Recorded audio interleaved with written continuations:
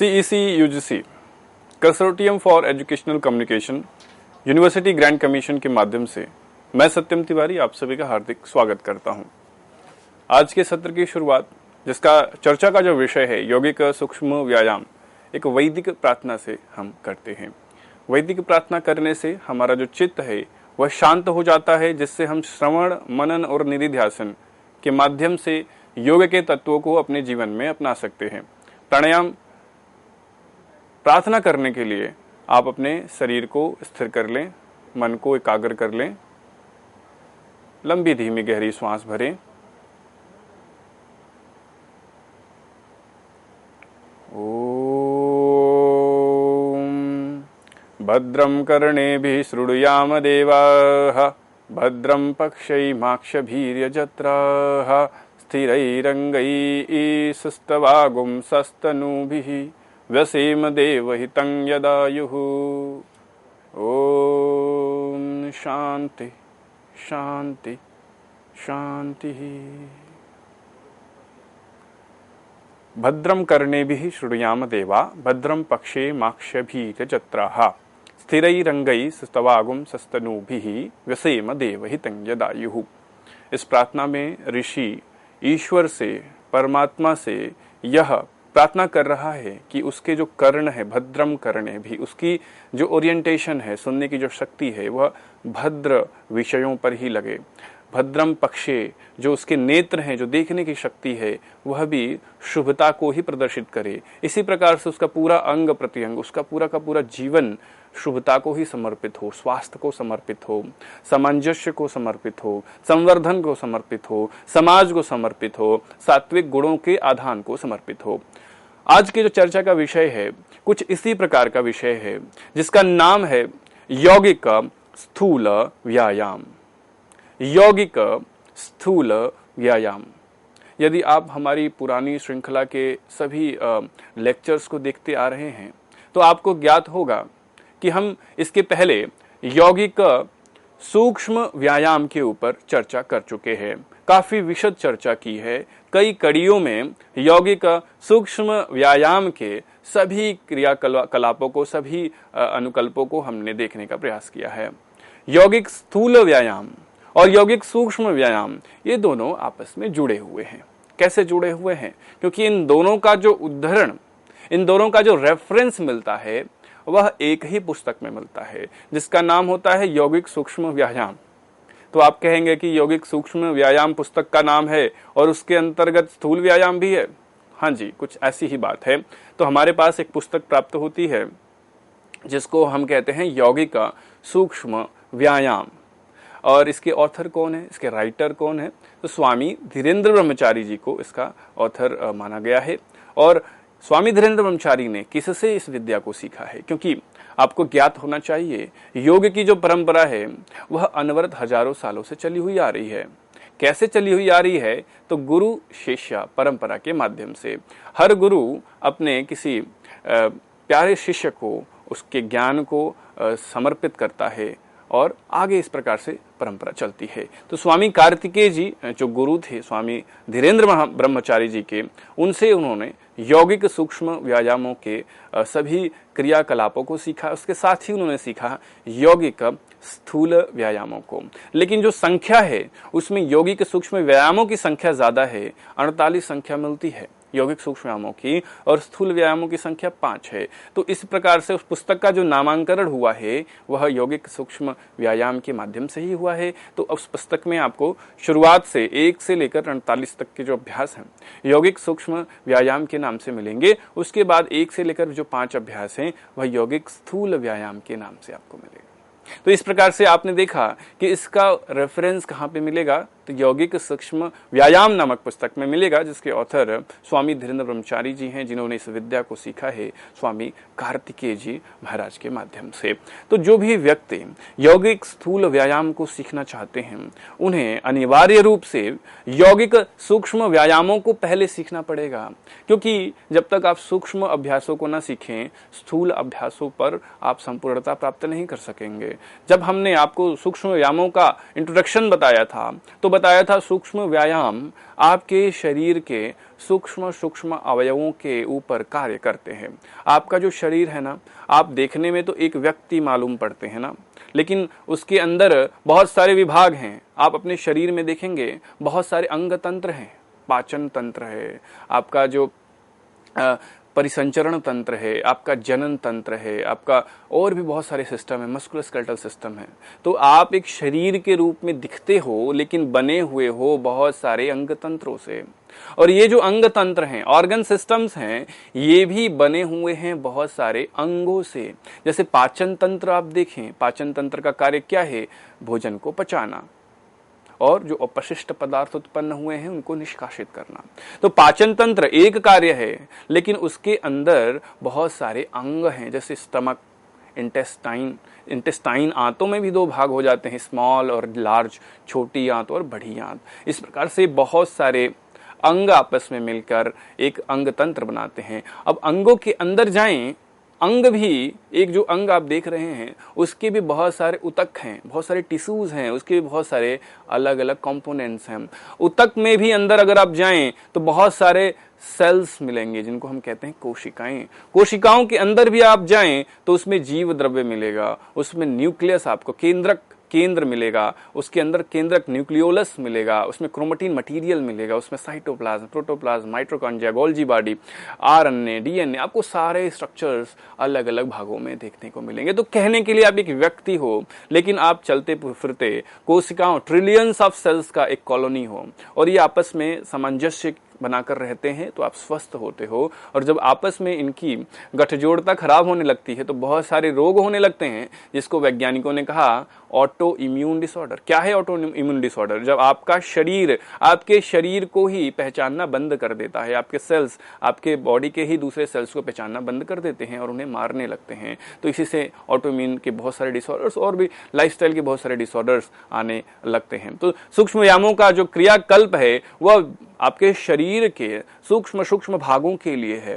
आपके शरीर को, जैसे आपने जाना कि आपके शरीर में बहुत सारे छोटे छोटे अंग हैं, उनके भी उपांग हैं, उनके भी टिश्यूज हैं, उतक हैं, और भी छोटे छोटे भाग हैं। तो इन सब तक योग का जो प्रयोग है, योग का जो लाभ है, पहुंच सके, इसीलिए 1 2 नहीं 48 क्रियाओं के माध्यम से एक सीक्वेंस, ऐसा नहीं कि एक के बाद सीधे आपको 48 नंबर का अभ्यास करना है, उसमें सीक्वेंस है, उसमें पूरी पद्धति है, बायोमैकेनिक्स है, उसमें पूरा का पूरा विज्ञान शामिल है। अब भौतिक विज्ञान भी है उसमें आप देखोगे जीव विज्ञान भी है, उसमें आप देखोगे आध्यात्मिक विज्ञान भी है, उसमें आप देखोगे प्राणिक विज्ञान भी है। तो यौगिक सूक्ष्म व्यायाम का जो पूरा का पूरा पद्धति रहा है वह बहुत सारे आयामों से मिलकर बना हुआ है। तो यदि आप स्थूल व्यायाम सीखना चाहते हैं, यदि आप स्थूल व्यायाम का लाभ उठाना चाहते हैं, तो उसके पहले जो अनिवार्य शर्त है कि यौगिक सूक्ष्म व्यायाम को सीख लें। तो सूक्ष्म व्यायाम आपके शरीर के सूक्ष्म सूक्ष्म भागों के संवर्धन और विकास और उनके यौगिक रूप में ढालने के लिए इनको बनाया गया है। तो यदि आप 48 सूक्ष्म व्यायाम सीख चुके हैं, पुराने सारे लेक्चर्स देख चुके हैं, उनके क्रियाकलापों को अपने जीवन में उतार चुके हैं, तो ही आपको आगे उस स्तर का आनंद आएगा, उस स्तर का आपका ज्ञानवर्धन होगा। तो इस पूरी की पूरी जो कक्षा का विषय रहने वाला है यौगिक स्थूल व्यायाम ही रहने वाला है। तो हमने आपको बताया यौगिक स्थूल व्यायाम आपको प्राप्त होता है एक पुस्तक में जिसका नाम यौगिक सूक्ष्म व्यायाम है। उसी के साथ ये 5 अभ्यास मिलते हैं जिसके ऑथर स्वामी धर्मानंद ब्रह्मचारी हैं। अब एक बार एटोमोलॉजी देखते हैं, व्युत्पत्ति देखते हैं, ये शब्द कैसे बना हुआ है। यौगिक स्थूल व्यायाम, 3 शब्द आपको मिले, यौगिक स्थूल और व्यायाम। तो व्यायाम का अर्थ आप जानते हैं, है ना, अपने शरीर को एक विशेष रूप से गति करना, एक विशेष रूप से संकोच और प्रसार करना, कॉन्ट्रैक्ट और रिट्रैक्ट करना, रिलैक्स करना। तो आप जीवन के अन्य आयामों में देखोगे, योग के अलावा आप तैराकी करते हो तो उसके पहले बहुत सारे व्यायाम होते हैं। आप रनिंग करते हो, दौड़ने जाते हो, एथलेटिक परफॉर्मेंस करते हो तो उसके पहले भी स्ट्रेचिंग होते हैं। आप अखाड़े के पहलवान हो तो उसके पहले भी बहुत सारे व्यायाम करके जाते हो। कुश्ती करते हो तो बहुत सारे व्यायाम होते हैं, तैराकी हो गई, कुश्ती हो गई, साइकिलिंग हो गई। तो जीवन के जितने भी अन्य आयाम हैं, बहुत सारे स्पोर्ट्स हैं, सबके अलग अलग व्यायाम होते हैं। योग के व्यायाम यौगिक व्यायाम हो जाएंगे। ऐसे व्यायाम जो योग में प्राप्त होते हैं, स्वामी धर्मानंद ब्रह्मचारी जी के माध्यम से प्राप्त होते हैं, उसको हम कहेंगे यौगिक यौगिक व्यायाम, और जो स्थूल शरीर के लिए हैं, जो स्थूल रूप से कार्य करते हैं, जो आपके बॉडी के जो स्थूल क्या भाग है, आपकी ऑर्गन सिस्टम से तो स्थूल भाग है, जैसे अंग एक छोटा सा भाग है, प्रत्यंग और छोटा सा भाग है, और जब ऑर्गन सिस्टम से मिल जाते हैं तो पूरा का पूरा शरीर बन जाता है। उसी प्रकार से आप देखोगे यौगिक स्थूल व्यायामों में यौगिक सूक्ष्म व्यायामों के बहुत सारे कंपोनेंट्स पाए जाएंगे। तो इस प्रकार से भी आप समझ सकते हो यौगिक स्थूल व्यायाम बहुत सारे सूक्ष्म व्यायामों के कॉम्बिनेशंस हैं और आपके शरीर पर एज अ होल पूरे इंटायर थ्रू आउट बॉडी पर कार्य करते हैं। यौगिक सूक्ष्म व्यायाम एक विभिन्न प्रकार के शरीर के जो एरिया है, जो रीजनल है, वहां पर कार्य करता है, लेकिन जो स्थूल व्यायाम है वह संपूर्ण शरीर के लिए कार्य करता है और जो उसकी क्रिया पद्धति है वो विशेष है, उसकी जो टेक्नोलॉजी है वो विशेष है, उसका जो दर्शन है वो विशेष है, उसकी जो पूरी की पूरी मेथोडोलॉजी है वो बिल्कुल डिफरेंट है। तो आशा करते हैं आपको एटाइमोलॉजी, जो उसकी व्युत्पत्ति है, शब्द का जो आशय है, वो आप समझ पा रहे हैं और इसका उद्देश्य आप समझ पा रहे हैं कि आप योग के अभ्यासों के माध्यम से अपने संपूर्ण शरीर को एक अभ्यास, 2 अभ्यास या 5 अभ्यास करके कैसे फिट रख सकते हैं, कैसे उसका इंड्योरेंस बढ़ा सकते हैं। जैसे कुछ लोग चलते फिरते हैं, थक जाते हैं क्योंकि उनकी बॉडी का जो सिस्टम है कमजोर हो गया है। कुछ लोगों को भूख नहीं लग रहा, क्यों? क्योंकि बॉडी का सिस्टम कमजोर हो रहा है, जो प्रकृति है आपकी वह विनष्ट हो रही है। तो यौगिक स्थूल व्यायाम का अभ्यास करेंगे तो एक वेल बीइंग आपको प्राप्त होगा, एक हेल्थ प्राप्त होगा, क्योंकि हेल्थ केवल शरीर के लिए नहीं, केवल मन के लिए नहीं, health is a complete state of physical, mental, emotional, spiritual, social, different dimensions आपको इसमें मिलेंगे।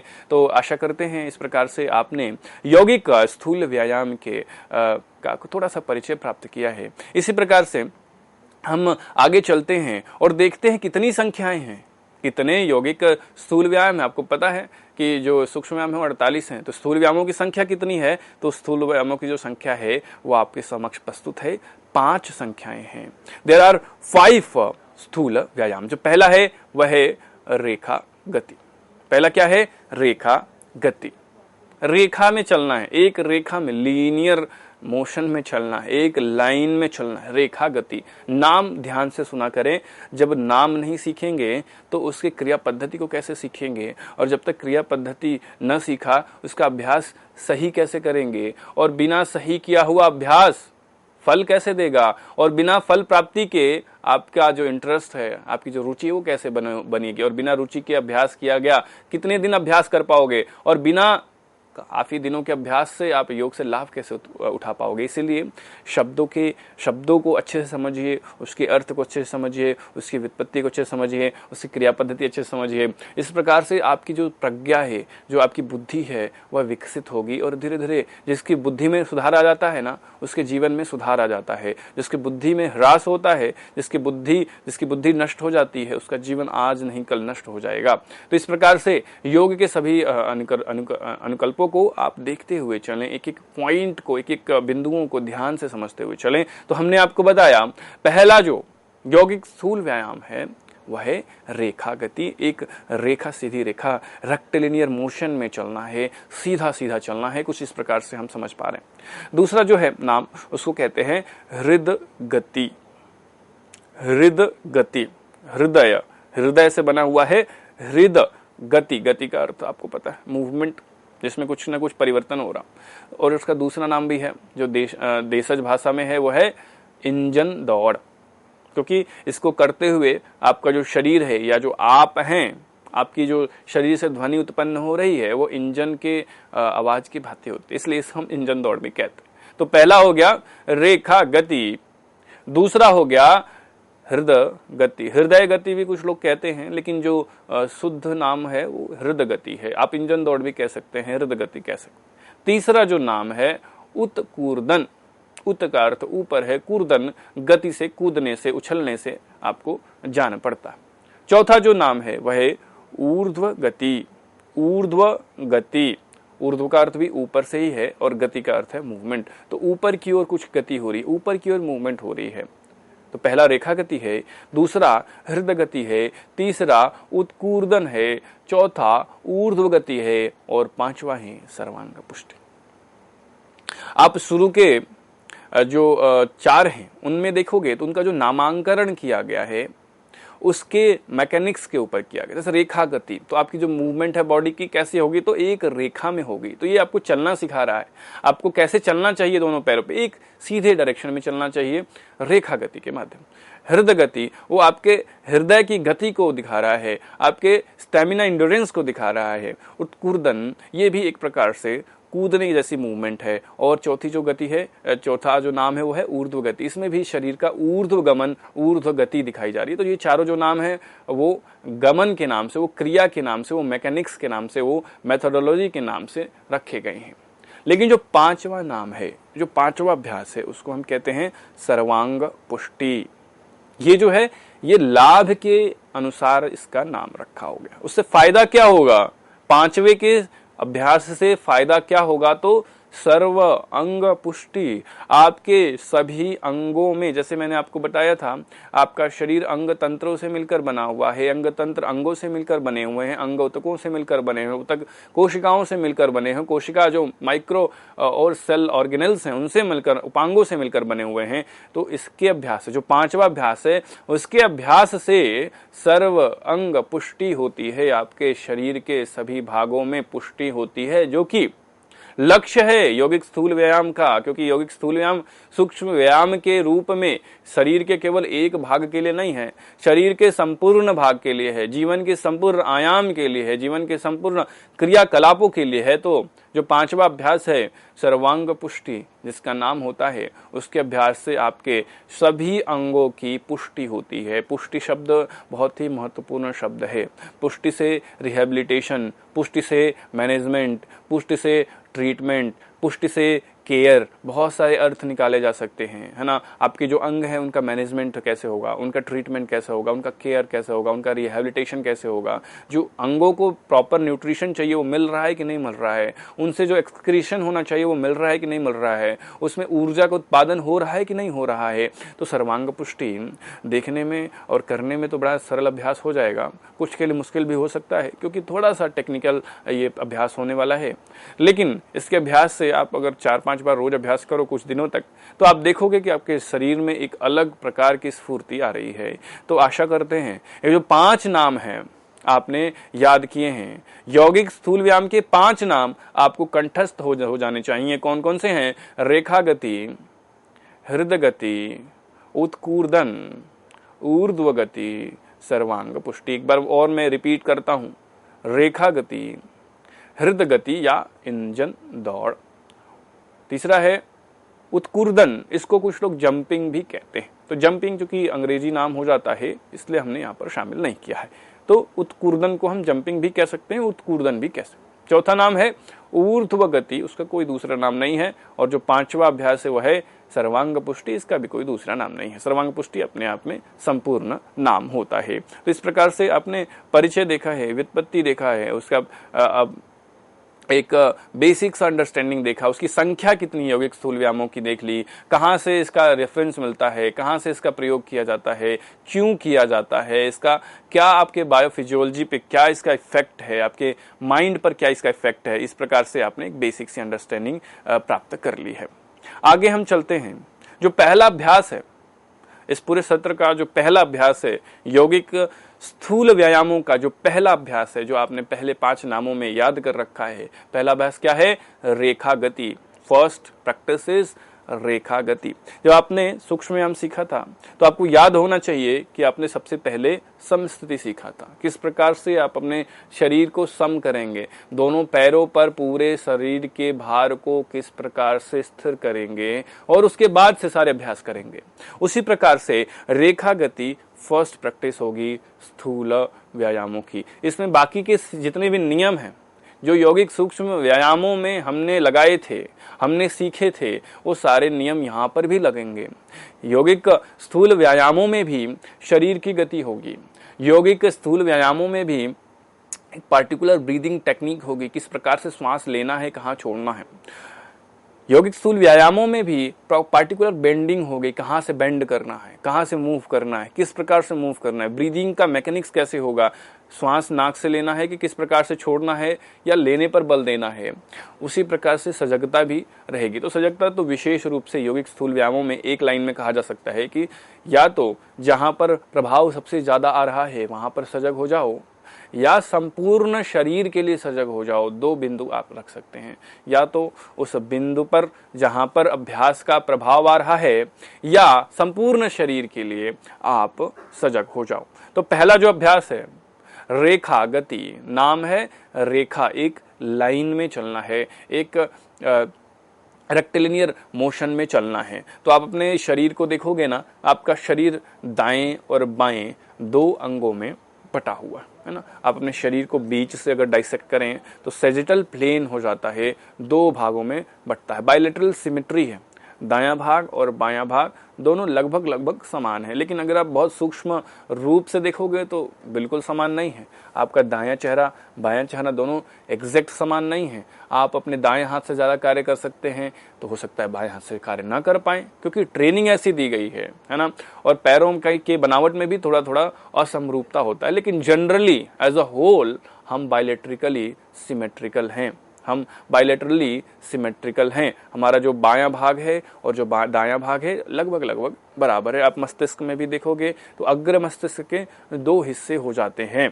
तो रेखा गति का जो लाभ है वो दोनों आपके जो हाफ्स हैं उसको एक प्लेन में लेके आता है, उसको एक सिमेट्री में लेकर आता है, उसको एक हार्मनी में लेकर आता है, उसको एक सामंजस्य के रूप में ले आता है। आपके जो दोनों पैर हैं, जो उनकी गति है उसमें नियंत्रण लेकर आता है। आप अपने पैरों को सजगता के साथ रखना सीख जाते हैं। आप अपने भार को एक दिशा विशेष में एक विशेष प्रकार से वहन करना सीख जाते हैं, क्योंकि बहुत सारा जो एक्सीडेंट आजकल हो रहा है, लोग गिर जाते हैं, सीढ़ियों से फिसल जाते हैं, बाथरूम में गिर जाते हैं, या बहुत सारे मैल अलाइनमेंट के कारण बहुत पेन हो रहा है, एंकल में पेन हो रहा है, काफ में पेन हो रहा है, नी में पेन हो रहा है, कूल्हे खराब हो जा रहे हैं, और भी बहुत सारे प्रॉब्लम्स हैं। प्रॉब्लम्स के नाम इतने ज़्यादा हैं कि हम यहाँ पर उनके नाम ले नहीं सकते हैं। क्यों हो रहे हैं? क्योंकि अलाइनमेंट खराब है। आपको चलना भी सही से आपने नहीं सीखा, आपको किस प्रकार से वॉक करना है। तो रेखा गति वैसे तो पूरे दिन आप नहीं कर सकते, लेकिन 5 मिनट सुबह या शाम को आपको इसका अभ्यास अवश्य करना चाहिए। तो लाभ क्या होगा? इस अभ्यास से चित्त में एकाग्रता आती है। इस अभ्यास से क्या होगा? चित्त में एकाग्रता आती है और शरीर के संतुलन में सुधार होता है। इस अभ्यास से चित्त में एकाग्रता आती है और शरीर के संतुलन में सुधार होता है। शरीर के संतुलन में सुधार होता है। अब देखें, आपके चित्र में आप देख सकते हैं कि आपके जो लेग्स हैं उसमें एक तरह की सिमेट्री आपको दिखेगी, और किस प्रकार से आपको स्टेप्स रखना है ये आप इसमें सीख पाओगे। तो आपको पता होना चाहिए जब आप चलते हैं तो उसका पूरा का पूरा जो बैलेंस है वो आपके नर्वस सिस्टम से हो रहा है, आपके ब्रेन से हो रहा है, आपके मस्तिष्क से हो रहा है ना। लेकिन आपके और भी अंग हैं जो आपके बैलेंस में, आपके कोऑर्डिनेशन में, कंट्रोल में, मूवमेंट में, समायोजन में, नियंत्रण में भूमिका निभाते हैं, है ना। तो आपका एक अंग है आपके शरीर का जो है आपके कान, ईयर, उसमें भी 3 भाग हैं। आपके आउटर ईयर है, मिडल ईयर है और इनर ईयर है। तो इनर ईयर जो है उसका रोल होता है बैलेंसिंग में। तो इसका जब अभ्यास आप करोगे, रेखा गति का अभ्यास करोगे, तो आप अपने इनर ईयर को ट्रेन कर रहे हो कि किस प्रकार से इनर ईयर में एक बैलेंस आ जाए और जो इनर ईयर का कोऑर्डिनेशन है आपके मसल्स से वो इंप्रूव हो जाए।